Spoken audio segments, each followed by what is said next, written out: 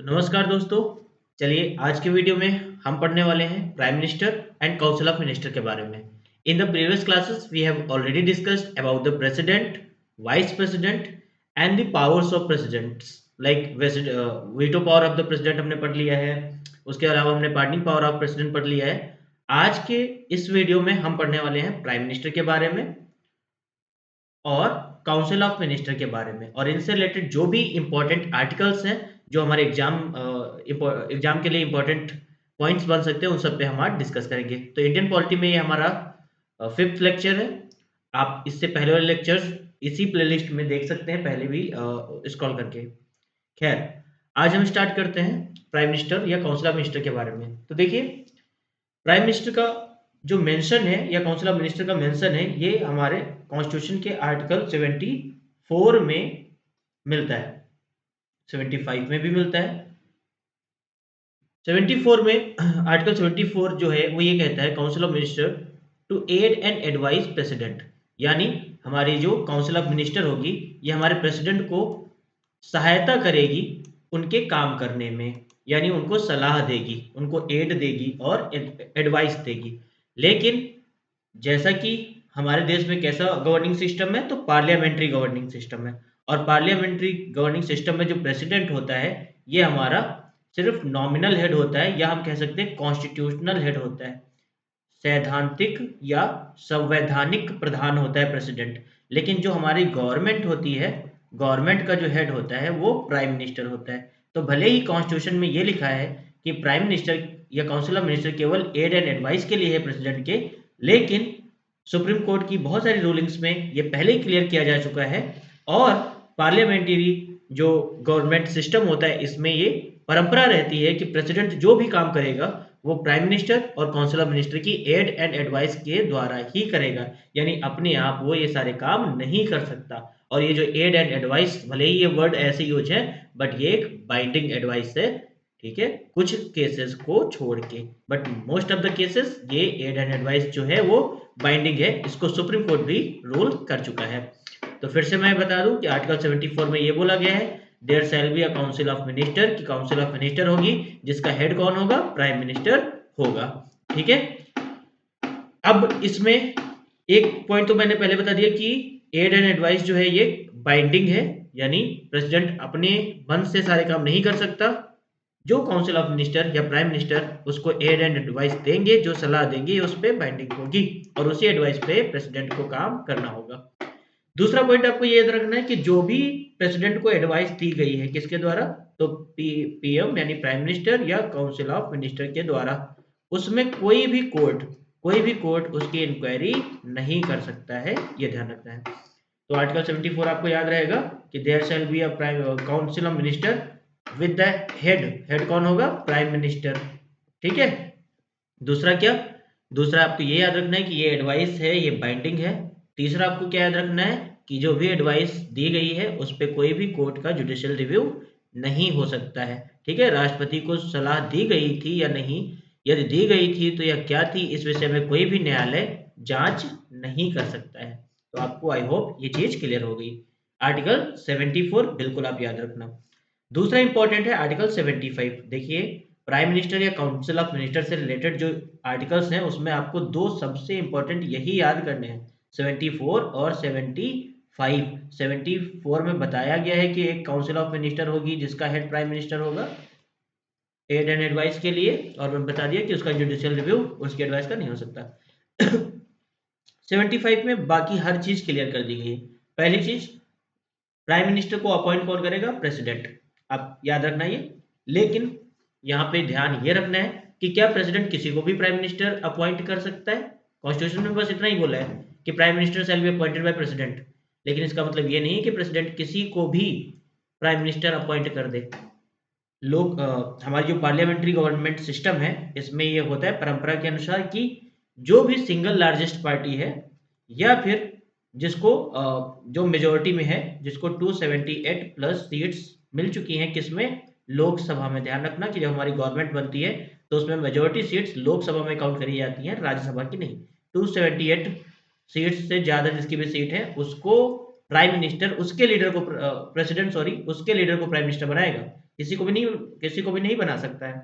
दूसरी चीज, मान लेते हैं कोई भी पार्टी ऐसी है कोई भी पार्टी ऐसी नहीं है जिसको इतनी सीट्स मिली हो, जिसको मेजोरिटी हासिल हो, in simple word we can say, तो प्रेसिडेंट क्या करेगा? तो यहाँ पे प्रेसिडेंट के पास डिस्क्रेशन होता है, कह सकते हो उसके पास अपने मन से बिना काउंसिल ऑफ मिनिस्टर या प्राइम मिनिस्टर की एडवाइस के काम करने का अधिकार यहाँ पे होता है, क्योंकि अभी कोई प्रेसिडेंट है, प्राइम मिनिस्टर है ही नहीं, ना कोई काउंसिल ऑफ मिनिस्टर है, उसी का तो अपॉइंटमेंट हो रहा है।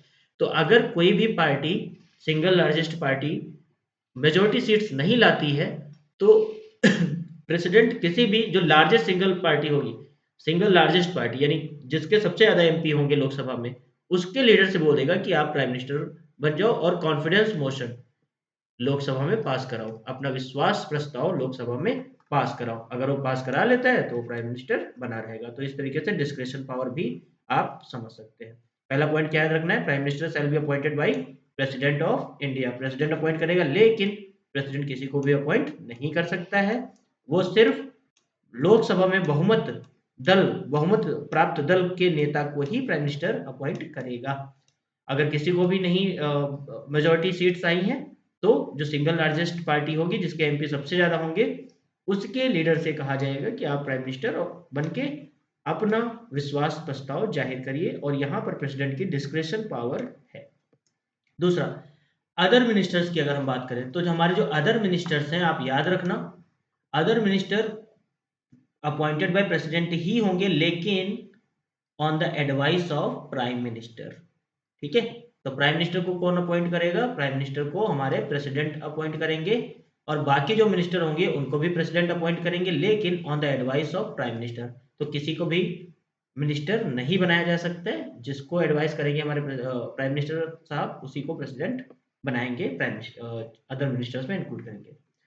तीसरा पॉइंट जो आर्टिकल 75 में दिया है वो ये है कि प्राइम मिनिस्टर को इंक्लूड करके जो हमारी काउंसिल ऑफ मिनिस्टर का टोटल नंबर है, ये लोकसभा की टोटल सीट का 15% से ज्यादा नहीं हो सकता।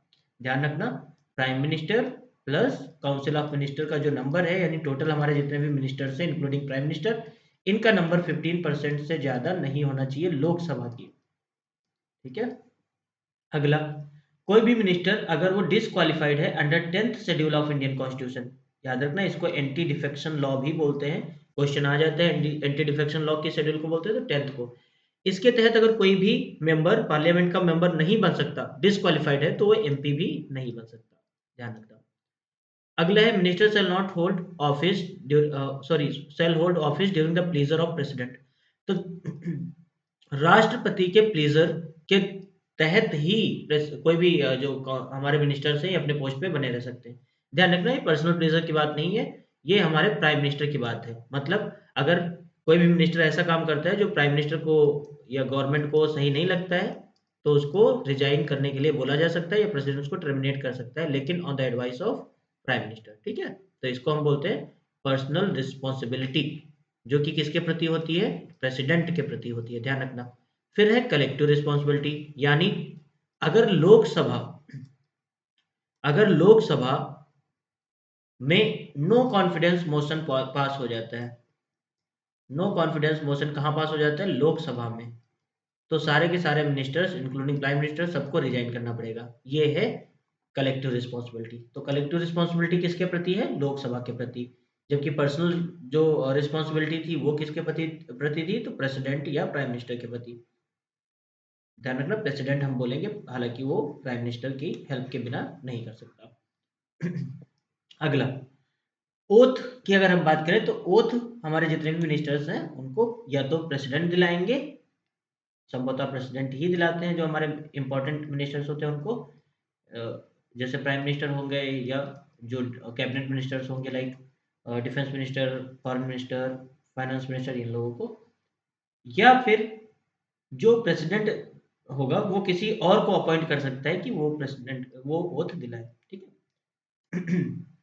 दूसरा, within 6 month to be member of any house. इसका मतलब मैं यहाँ पे एक्सप्लेन कर दूं कि चाहे प्राइम मिनिस्टर बनाया गया हो, किसी को अपॉइंट किया गया हो, या काउंसिल ऑफ मिनिस्टर में कोई पर्सन हो, यानी कोई भी मिनिस्टर हो, चाहे इंक्लूडिंग प्राइम मिनिस्टर, पहले तो उसे प्रेसिडेंट अपॉइंट कर सकता है, चाहे वो लोकसभा और राज्यसभा किसी का भी मेंबर ना हो। ठीक है, उसका अपॉइंटमेंट यानी उसको अपॉइंट किया जा सकता है, लेकिन वो सिर्फ अपनी पोस्ट पे 6 मंथ तक बना रहेगा अगर उसके बीच में वो लोकसभा या राज्यसभा का मेंबर नहीं होता। यानी हमारे जो प्रेसिडेंट हैं ये प्राइम मिनिस्टर या council of minister, prime minister किसी को भी बना सकते हैं और काउंसिल ऑफ मिनिस्टर में मिनिस्टर किसी को भी बना सकते हैं, चाहे वो लोकसभा का और राज्यसभा का सदस्य ना हो, लेकिन विद इन 6 मंथ उसको दोनों हाउसेस में से किसी एक का मेंबर बनना पड़ेगा। तो इसको याद रखना आप, पहला प्राइम मिनिस्टर कौन अपॉइंट करेगा? प्रेसिडेंट। दूसरा काउंसिल ऑफ मिनिस्टर को अपॉइंट प्रेसिडेंट करेगा, लेकिन on the recommendation of the prime minister. तीसरा prime minister plus council of minister जो है 15% ऑफ लोकसभा से ज्यादा नहीं होनी चाहिए। 10th शेड्यूल के अंदर डिस्क्वालीफाइड नहीं होना चाहिए, अदरवाइज मिनिस्टर नहीं बन सकते। फिर पर्सनल प्लेजर की बात है, जो कि पर्सनल लिबर्टी की सॉरी रिस्पॉन्सिबिलिटी की बात है। सारे काउंसिल ऑफ मिनिस्टर्स जो है वो प्रेसिडेंट के प्रति पर्सनली रिस्पॉन्सिबल रहेंगे। अगला कलेक्टिव रिस्पॉन्सिबिलिटी की है, जो लोकसभा है वहां पर गवर्नमेंट को बहुमत प्राप्त करना पड़ेगा, कॉन्फिडेंस प्रूव करना पड़ेगा, अदरवाइज रिजाइन करना पड़ सकता है। ओथ प्रेसिडेंट दिलाएगा या उसके बिहाफ पे प्रेसिडेंट द्वारा अपॉइंट कोई भी पर्सन दिला सकता है। विद इन 6 मंथ एक हाउस का मेंबर बनना अनिवार्य है। तो ये तो इंपॉर्टेंट चीजें हुई आर्टिकल 74 एंड आर्टिकल 75, जो हमारा prime minister and council of minister से रिलेटेड बात करता है। अब हम एक और आर्टिकल की बात करेंगे, आर्टिकल 78।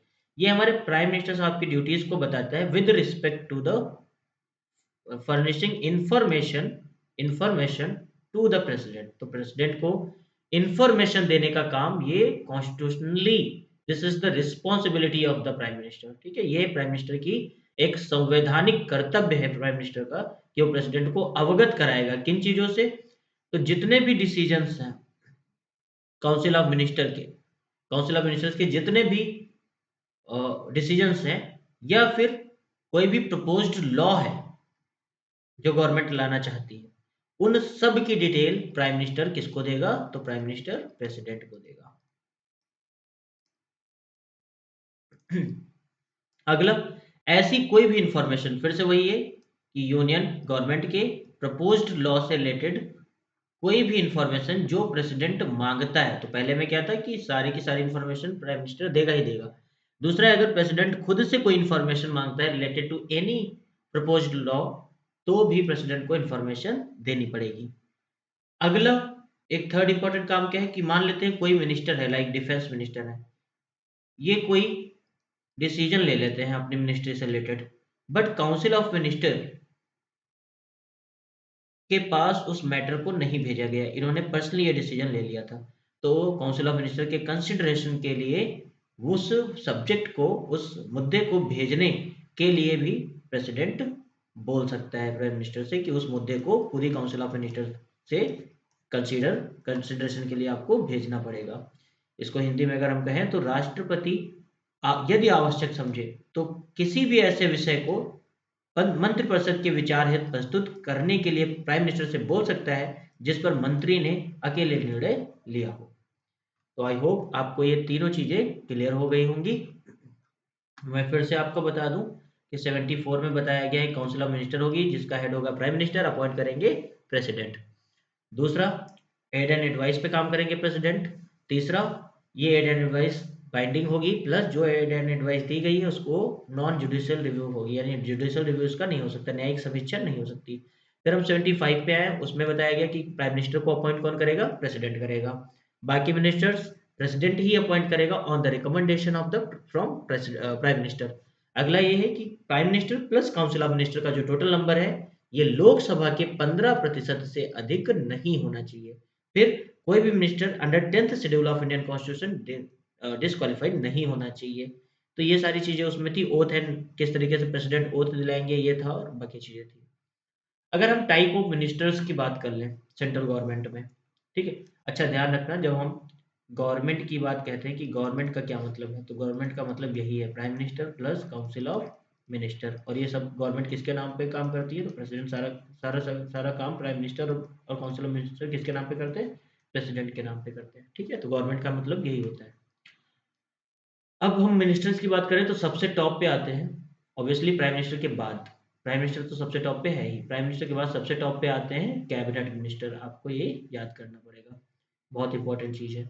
कैबिनेट मिनिस्टर सबसे पावरफुल पोजीशंस पे होते हैं, ये सीनियर मोस्ट मिनिस्टर्स हैं और बड़ी बड़ी मिनिस्ट्रीज को हैंडल करते हैं, लाइक डिफेंस, हमारे देश की सुरक्षा, लाइक डिफेंस मिनिस्ट्री जो है, जो राजनाथ सिंह जी हमारे डिफेंस मिनिस्टर हैं, ये कैबिनेट मिनिस्टर। ऐसे ही फाइनेंस मिनिस्टर हो गए, फॉरेन मिनिस्टर हो गए, ठीक है, होम मिनिस्टर हो गए, ये सारे के सारे कैबिनेट मिनिस्टर का हिस्सा होते हैं और ये सबसे पावरफुल मिनिस्टर्स होते हैं। फिर आते हैं minister of state and independent charge, इनको बोलते हैं। ये head of ministry independently and report directly to the prime minister. अब ये उतने, आप कह सकते हो प्रभावी, उतने इंपॉर्टेंट मिनिस्टर नहीं होते हैं, लेकिन इनके बाद सेकंड नंबर पे रैंक इन्हीं की आती है और इनको इंडिपेंडेंट चार्ज मिला होता है किसी मिनिस्ट्री का, और ये किसी और के प्रति रिस्पॉन्सिबल नहीं होते, ये सीधे रिपोर्ट करते हैं किसको, प्राइम मिनिस्टर को। फिर आते हैं minister of state under cabinet minister. तो कैबिनेट मिनिस्टर जो है उसको जो मिनिस्ट्री दी गई है उसकी हेल्प के लिए ये मिनिस्टर्स होते हैं, ठीक है। फिर डेप्टी मिनिस्टर्स, अब हालांकि ये बहुत ही रेयरली यूज करे जाते हैं, बट वरिष्ठ जो मिनिस्टर्स होंगे, सीनियर मिनिस्टर्स, उनकी हेल्प के लिए होते हैं, ठीक है, उनके पास लिमिटेड पावर होती है। तो थैंक यू।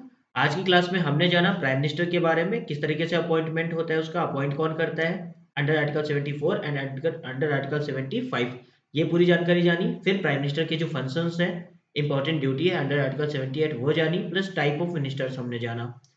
नेक्स्ट क्लास में हम लोग पार्लियामेंट के बारे में पढ़ेंगे, पार्लियामेंट का कंपोजिशन कैसे होता है और उसका संगठन कैसे होता है। तो आप सभी लोग जुड़े रहिए ताकि आप पूरी पॉलिटी की प्रिपरेशन इसी एक प्लेलिस्ट, इसी एक चैनल के द्वारा कर पाए। Thank you.